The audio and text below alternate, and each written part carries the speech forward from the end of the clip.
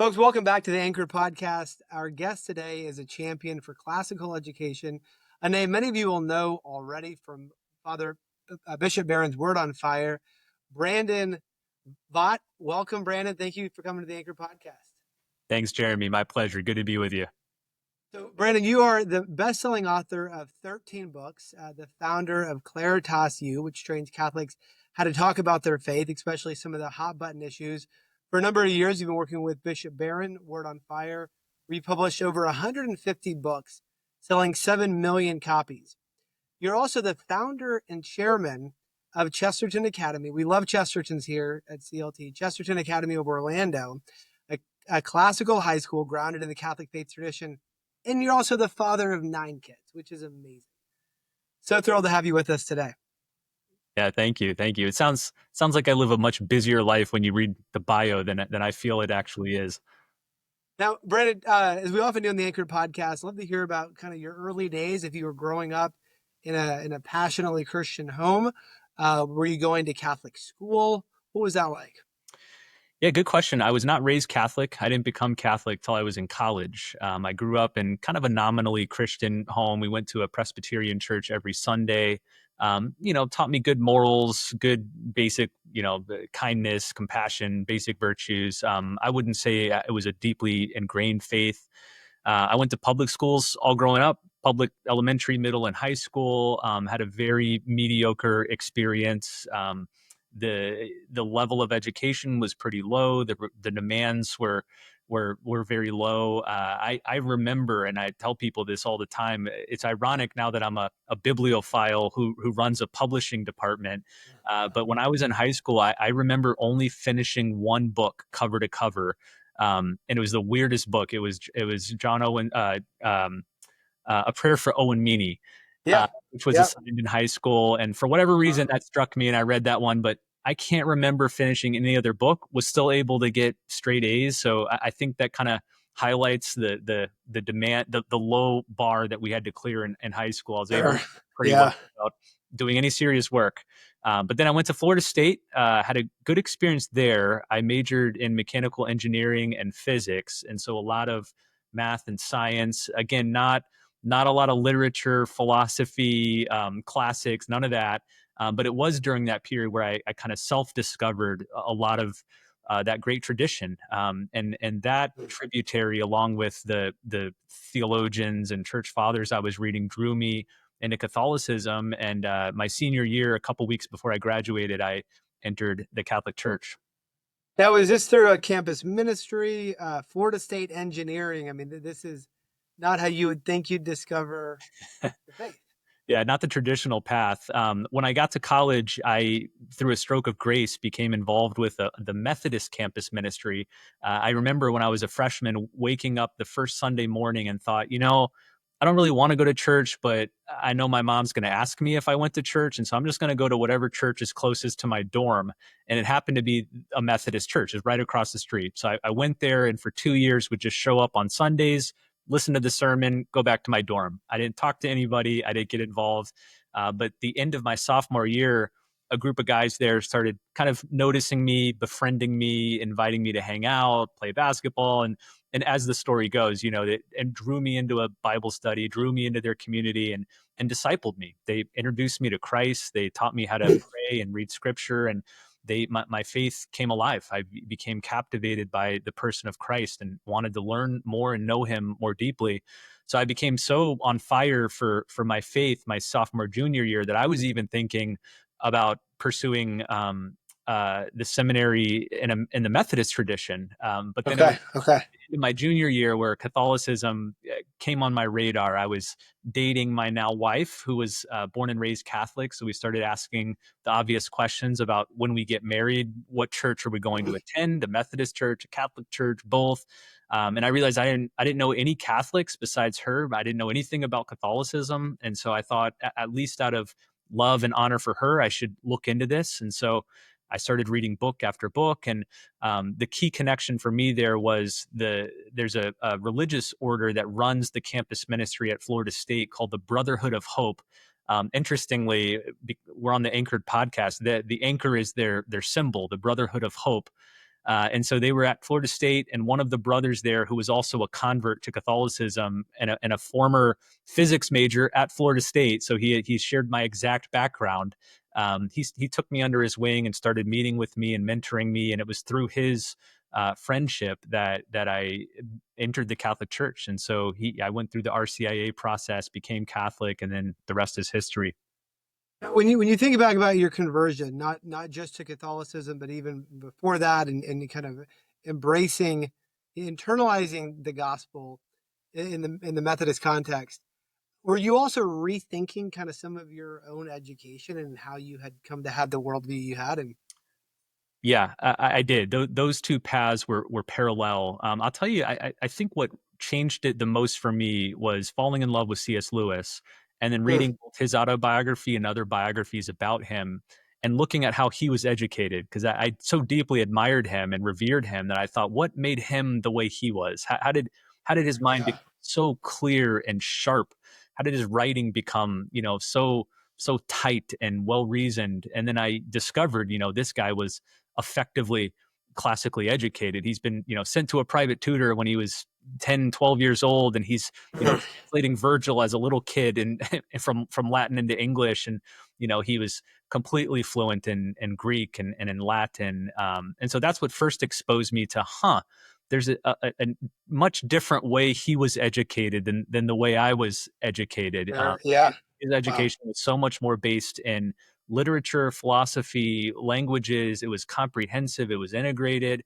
And it was around that time that I discovered G.K. Chesterton, who was another sort of threshold person for me, because Chesterton opened up the world of Catholicism. And I became mm, so drawn to him that I later became a board member of the Society of G.K. Chesterton, which then opened up the yeah. world of Chesterton schools, and that led me to Hey, start this school. So we that was we love Dale Alquist, and he's been a great member of the CLT board back since 2016 or 2017. Brandon, one of my favorite anecdotes about Lewis, his mother was very scared that him or Warnie would get sick playing in the rain, and so if it was raining, which it was always raining in Ireland, that she would keep him in the house, but they would cause trouble in the house, so they would end up in the attic where there were just piles and piles of books. And so maybe apart from his mother's almost irrational fear of the boys getting sick, Lewis would not have been, so inundated with reading this great, rich history and being so drawn into the Western literary tradition. I think he's got a line in Surprised by Joy about his earliest memories are just of endless attics and shelves full of books. I remember, I don't know if this is a true anecdote, but somewhere I remember hearing he said we didn't even know what color the walls were because bookcases and books were just covering the walls. And I thought, what a Yeah. dreamy childhood that must have been.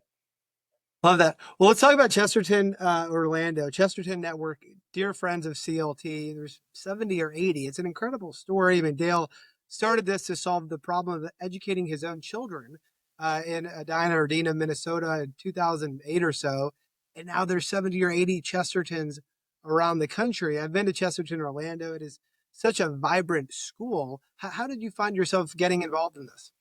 Yeah, well, like I said, I was blessed to have essentially a front row seat to the expansion of this network, serving on the board of the society for several years, which oversees all of these Chesterton schools. And so I was seeing the flourishing of these schools, the impressive graduates that they were producing. I was meeting these high schoolers, who could hold eye contact and shake hands and recite poetry and ballroom dance, and they're reading Homer and Virgil and Plato and Dante and Shakespeare and Aquinas. And I'm like, first of all, that's what I want for my kids. And so a number of us parents here in Orlando realized whatever produced that is what we want. And so we got together to start this school. And that's how all these schools have started. The Chesterton Schools Network doesn't plant schools. They don't, do market research and identify a location and say, we're going to put a school there. It's all from the ground up. They emerge from groups of local families who recognize the value of classical Catholic education, who want it and are willing to work and sacrifice to make it happen. But then they provide this amazing template. They've really refined the model. They call it a school in a box. Like, we'll give you everything you need, the plans, the timelines, the templates, the forms, everything you need to get this thing up and going. Well, and then of course the curriculum, which is the biggest part of it. And so, yeah, you said 70, 80. The last I heard, it's up to 93 schools that are in the Chesterton Schools Network. So I think it's the largest network of classical schools in the world. Wow. There's nothing Yeah. like it. It's exploded all over the world. Dale said he asked the question, if Chesterton were to start a school, what would it be like? And that was like the driving question of the whole this explosive Chesterton network. For folks who don't know much about this, can you kind of just give us a bit of an overview for the 4 years at Chesterton Academy? Yeah, so Dale, I think, did something really impressive back in the mid 2000s. He was, and is the world's greatest expert on G.K. Chesterton. And so, because of that, he's invited to speak all over the place. And so, in the mid 2000s, he was speaking at a lot of these fairly new classical schools that were sprouting up and doing impressive things. And he started taking notes and noting best practices from each of these schools. Oh, this one has a really good virtue program, or the house system from this one, or the science curriculum from this one, and put all that together to create the first Chesterton Academy. So he I think created the best of all that was happening at that time. So that was the first one. And then very soon after, again, families from other cities began calling them and saying, hey, what you're doing there, we want to do here. Can you help us? And unexpectedly, he found himself, helping to plant other schools. It was not something that he or his co-founders intended to do. It just emerged as a work of the Spirit. A lot of what we do, I think, is similar to a lot of classical models. All of our students take 4 years of Latin, 4 years of philosophy, 4 years of theology. There's a very robust fine arts program. So every student sings in the choir for 4 years, not optional. Every student is in drama for 3 years. So they act on the stage, they do comedies and mysteries and a Shakespearean play. Every student takes 4 years of art. The curriculum is integrated, so each of the disciplines are woven together, and the way they do that is through a 4 year progression. So the freshman year is the ancient period, so they're learning about the Greeks and the Romans and prehistory, of course, and that goes across literature, philosophy, science, math. They're reading Euclid and math. So that's first year. Second year is kind of the Christian period and the early medieval period. Junior year is late medieval period, Renaissance, and then the senior year is kind of the modern era. So it follows this chronological trajectory through all 4 years, which I love, and I think And it's students. doing that across disciplines, from Correct. literature to All history. disciplines, all Yeah. disciplines. So everything is woven together in this thread of history that underscores the very Christian understanding of history, which is that it's driving somewhere. History is not just this random disparate connection of events. The subjects are not all independent from each other. We believe that all of human history is the result of a rational mind. It's all connected, and the curriculum at Chesterton reflects that. And then the hope is that by the time these young people are seniors, that they now have seen where all of history has gone, how its early stages of groping and grasping and discovery, and then the pinnacle of the Christian medieval period, and then how it's gone awry during the modern period. And then now they're forced to make a choice. Do you want to go down the path of Machiavelli and Kant and Sartre and Nietzsche, or do you want to go down the path of Chesterton and Aquinas and Newman and Augustine and all those? So we're hoping that it leads to them to from there choose Christ, to choose truth and beauty and goodness for the rest of their lives.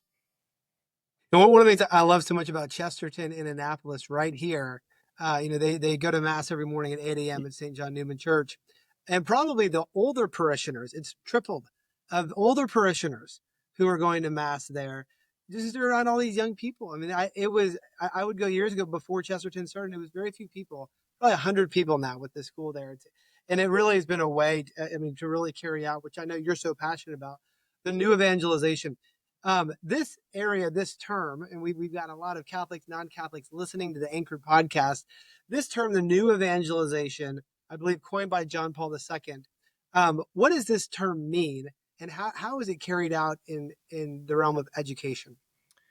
Yeah, so Pope St. John Paul II, maybe the heroic figure of the 20th century, about a year after he was elected Pope in 1979, he uses this term for the first time. And new evangelization for him meant a re-evangelizing, a re-proposal of the gospel to people who maybe were baptized, maybe catechized a little, but they never encountered Christ in a personal and profound way. So he recognized what we all know now today, that vast numbers of Catholics and Protestants, have gone through our churches as young people. They've been they've maybe baptized, maybe confirmed, maybe a little bit of religious education, but it never really landed in their heart. And so when they get to high school, college, they drift away.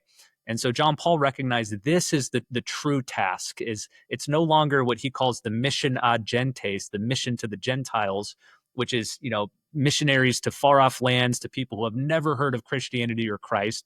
Thanks to today's communication, that number is increasingly small. The big task today is re-evangelizing people who have once been in here but have now drifted away and left. That's, I think, perfectly fits with the mission of Chesterton Academy. In fact, our motto is evangelization through education, introducing young minds to truth and goodness and beauty, and showing how they find their fulfillment in God. I think is proven to be one of the most effective ways to deepen and solidify their faith. That's beautiful. Now, as the title for this podcast suggests, we're going to get into this loaded question. 25 years after the release of the first Harry Potter, a lot of folks say, keep away, stay away, stay away. And I believe at one point, even maybe Pope Benedict weighed in on this. You've been very clear. Harry Potter is not bad. Harry Potter is good for children to read. We may get some folks emailing CLT after dropping this podcast, but Brandon, I would love to hear. I never got it, and I was always like, I listened enough to not ban it in our house, and most of my kids ended up reading it, but I never understood like why the Lord of the Rings was so like 2 thumbs up and Harry Potter was like 2 thumbs down. All right, so I'd love to hear you weigh in on this and your the line of your thinking here. Yeah, so I told you before we started recording, this is a hill that I'm willing to die on. I think, and let me see how bold I can make this statement. I think Harry Potter is one of the best expressions of the Christian gospel in contemporary literature. It's hard to make that case without a bunch of spoilers, so I'll resist doing so. Okay. I have a whole video and website where I lay out the case for that. But let me just say a couple quick things. One, I think most of the arguments against Harry Potter are would either preclude kids from reading things like Chronicles of Narnia or Lord of the Rings. Any knee jerk reaction to magic. If magic's in the books, it's off limits. I think that would preclude a lot of other books that most Christian parents are fine reading. Second, J.K. Rowling, the author of the series, has been very adamant in numerous interviews that she intended this book to be laden with Christian symbolism and themes. And in fact, she was worried she was putting it on too thickly. There's a couple of moments in the later books where there are key verses from scripture that are cited in the books as sort of pivot points. They play very important roles. And again, she said, when I put those verses in there, I thought I was being too on the nose about it, that people would reject the books for being too Christian. And so I find it ironic that they're being criticized for the opposite reason. I would never say all parents or kids have to read them, or they should read them, or they ought to read them. Every parent should be discerning with their kids. I think we have family friends for whom it's just not a good fit. Maybe their kids are a little bit more sensitive to spiritualism or occultism or things like that, and so they've discerned for their family it's not a good fit. Great. I think every parent should discern that for themselves. But I do think a strong case could be made that these books are drenched in truth, goodness, and beauty, the transcendentals we've been discussing here. And Harry himself is such a Christ figure. And again, without spoiling anything, I think anybody who's read the books through a Christian sensibility can easily see that. They have such a hooking power on children, and my boys devoured them. Read all of the books, and it was like the book I wasn't necessarily trying to get them to read, but it just kind of took off. I mean, what was that ability, to get so? I mean, there's something just beautifully childlike, I think, that's being tapped into there. Can you speak into that? Yeah, a few things. Unlike much of the literati, I actually think J.K. Rowling is a talented writer. I think she has tremendous capacity to write gripping fiction. So I think her writing style contributed to that. I think kids are drawn to the book because they re-enchant reality. There's been a lot of talk, in the Christian world about enchantment and disenchantment. We live in this flattened out secular world. Mhm. Those books, just like Narnia, just like Middle Earth, convey the reality that there's far more beneath or above the surface, you might say, than initially appears. In Harry Potter's case, there's explicit magic going on. But there's also providence. There's invisible forces at play. So I think kids are drawn to that because they innately recognize that, yeah, there is more to this world than what we can sense. And that's exciting and intriguing. It's a very pro-life and pro-family book. The Weasley family, for those who have read it, I think is one of the best depictions of a beautiful, large, loyal family. I think kids want a family like that, so they're drawn to reading about it. There's a lot more I can say. I would argue as a Christian that I think the innate Christian symbolism and trajectory of the series as a whole just resonates with the basic longings of the human heart, and I think even kids can pick up on that. Aaron and I listened to the podcast series, The Witch Trials of J.K. Yes. Rowling. And it's actually a great way to just think through the history of social media and really just the past 30 years. Where early days, J.K. Rowling is kind of being canceled, maybe on the far right, sorcery and all of this. And then, now she's one of the people saying that men can't have babies, and she's been, you know, canceled on the far left. And it's really been so I would recommend that to our listeners as well. You enjoyed that series? Oh, I loved it. Yeah, and I think I'll make another bold statement. I think J.K. Rowling is one of the heroic figures of our day. I think she was very prescient in standing against the transgender ideology, and she's been vindicated. I think a lot of what she said has come to be proven true. And she's an interesting figure for the reason you described, that she's criticized by both extremes for mutually contradictory reasons. Bishop Barron, who I work with, is in a similar boat. And so is Jesus. Chesterton's got this great line about Jesus. I think it's an orthodoxy where he says, if a man is being criticized for being too fat and too thin, too tall, too short, too this, too Yeah. that, it could be that He's you an know odd looking man. he's in odd shape, or he said it could be that all of his critics were off to varying degrees, and that it was Yeah. the critics who were seeing things wrongly. He was the rightly sized person. I feel similarly about J.K. Rowling. I think the criticisms of her, both from the left and the right, have been equally misguided. Well, and thanks to you for your courage and conviction and speaking on this. Can you offer some light though in why? And I don't know this, but my understanding was that popes did say something negative. Is that accurate, Benedict? No, so I covered this in the video that I produced on it. So Pope Benedict, before he was Pope, he was Joseph Ratzinger, and he was the head of the Congregation for the Doctrine of the Faith. This is the Vatican's doctrinal office. And there was a German woman who wrote a book critical of Harry Potter and sent it to him. And he sent back a perfunctory letter. And there's even speculation that he didn't even write it. It just has his signature. Someone else in the office wrote it. But it was pretty mundane. It said something like, thank you for sending along this book. I appreciate your work in the service of truth. And the key line was something like, yes, we should warn people about the evil of demonic influences or witchcraft or something like that. Zero evidence that Pope Benedict had read the books, was familiar with the books. It was a very Okay. just form perfunctory letter, right?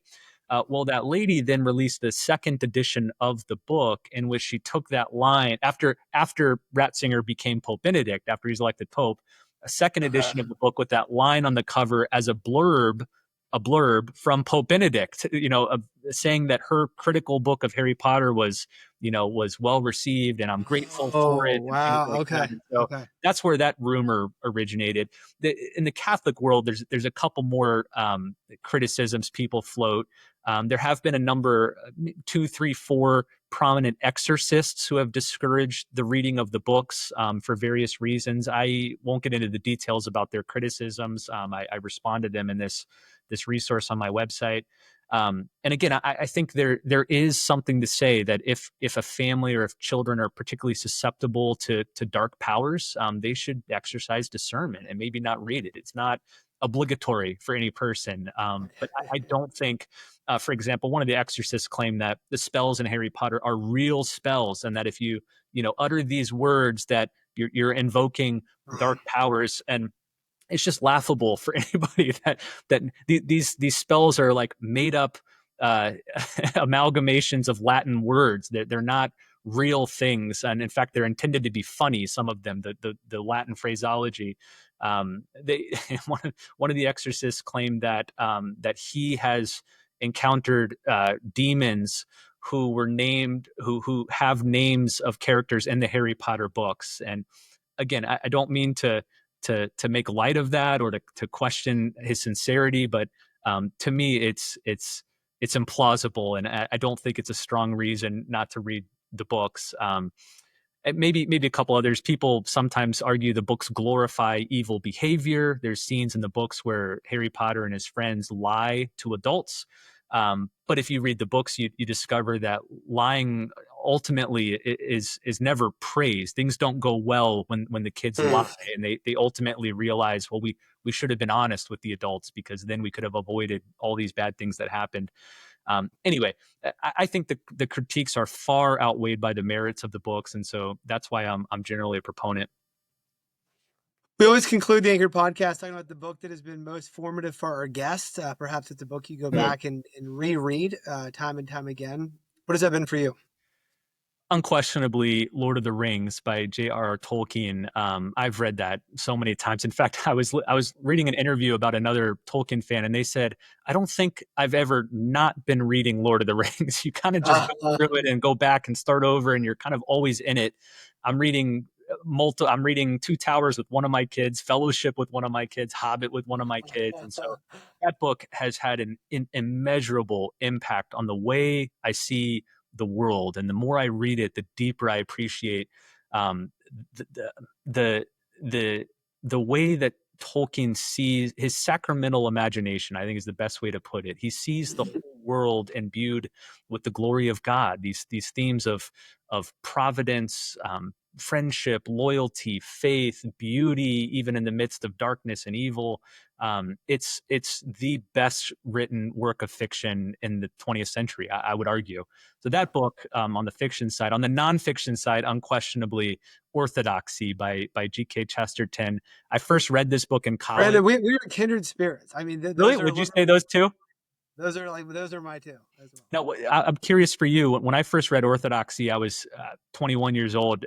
I probably understood 5% of it, 10% of it, but I knew this man has something and sees something in the world that I want, and that I want to see the world the way he does. And it was only after several other readings of the book that I began to appreciate the Chestertonian lens that I now No, adapt. I laugh all the way through it. I mean, I think he's so funny. He's so observant. It's almost like Chesterton just came down from another planet and was just taking notes and watching. You know, He's a singular figure. There's no one like him in history, but especially in the 20th century, he was such a unique, singular personality. Brandon Vogt, thank you for the work you're doing at Chesterton Academy of Orlando. Thank you for the great work you're doing with Bishop Barron for Word on Fire. Thank you for the great book recommendations. And please come back on the Anchored podcast and join us again in the future. Thanks, Jeremy. And thanks for all you do with the CLT. As you know, I'm a huge proponent. We use it at Chesterton Academy. In fact, our school was one of the early advocates for it in Florida. We helped to get it on the standardized list in Florida to break up the duopoly of the SAT and the ACT. So we are thrilled with CLT and look forward to using it for many years. Amen. Very, very grateful for that.